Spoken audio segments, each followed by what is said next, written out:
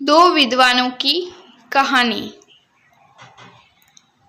तो कहानी शुरू होती है कुछ इस प्रकार से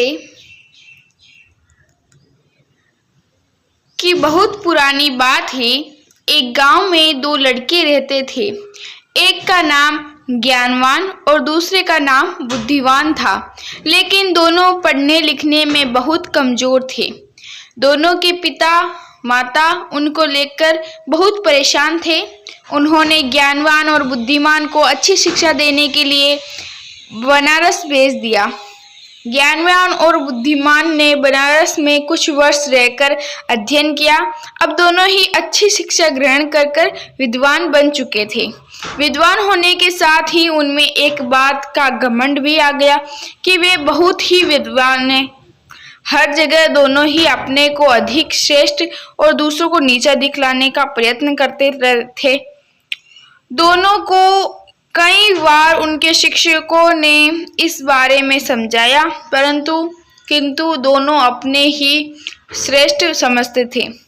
शिक्षा खत्म होने के बाद दोनों ने बनारस से अपने गांव वापस लौटना था। रास्ता बहुत लंबा था। चलते चलते उन्हें रात हो गई और उन्होंने एक गांव में अपना डेरा डाला। गांव के जमींदार को पता चला कि उनके गांव में बनारस से विद्वान आए हुए हैं। जमींदार साहब ने दोनों विद्वानों को रात्रि विश्राम और भोजन के लिए अपने घर आमंत्रित किया।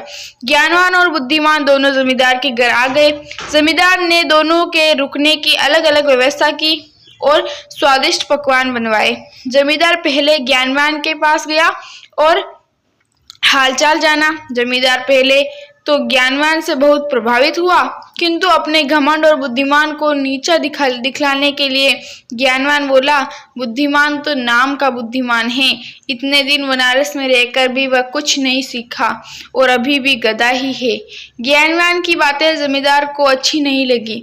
ज्ञानवान से मिलने के बाद वह बुद्धिमान से मिलने गया। बुद्धिमान में भी ज्ञानवान की तरह ही बातें की और कहा, ज्ञानवान को ज्ञान नहीं है और वह बेल है जिसे कुछ नहीं आता। जमींदार दोनों से बहुत निराश हुआ और कुछ देर पश्चात उसने ज्ञानवान और बुद्धिमान को भोजन के लिए बुलाया। दोनों भोजन के लिए आए। जब दोनों को थालियां परोसी गई तो थाली में घास फूस रखा। थालियां देखकर दोनों जमींदार जमींदार पर बहुत क्रोधित हुए। बोले, यहाँ आपने हमें बेइज्जत करने के लिए बुलाया है क्या? हम आप कोई जानवर है जो आप हमें घास फूस खिला रहे हैं? जमींदार हाथ जोड़कर बोला, मान्यवर, आप विद्वान हैं और मेरे मेहमान हैं। मेरा उद्देश्य आपको बेइज्जत करना नहीं है। आप दोनों ही विद्वान होकर एक दूसरे को बेल और गधा बोल रहे थे, इसलिए बेल और गधा जो भोजन में पसंद है, मैंने आपको वही भोजन परोस दिया। जमींदार की बात सुनकर ज्ञानवान और बुद्धिमान को अपनी गलती का एहसास हुआ और दोनों ने एक दूसरे से क्षमा मांगी और जमींदार को धन्यवाद दिया।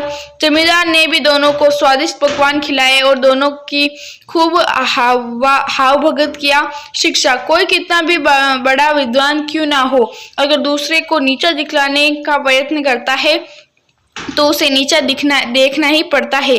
तो दोस्तों, आपको ये वीडियो कैसा लगा कमेंट करके जरूर बताएं। इस तरह की वीडियो पाने के लिए बेल आइकन जरूर प्रेस कर देना। हम मिलेंगे आपको अगले वीडियो में। तब तक के बने इस यूट्यूब चैनल के साथ। धन्यवाद।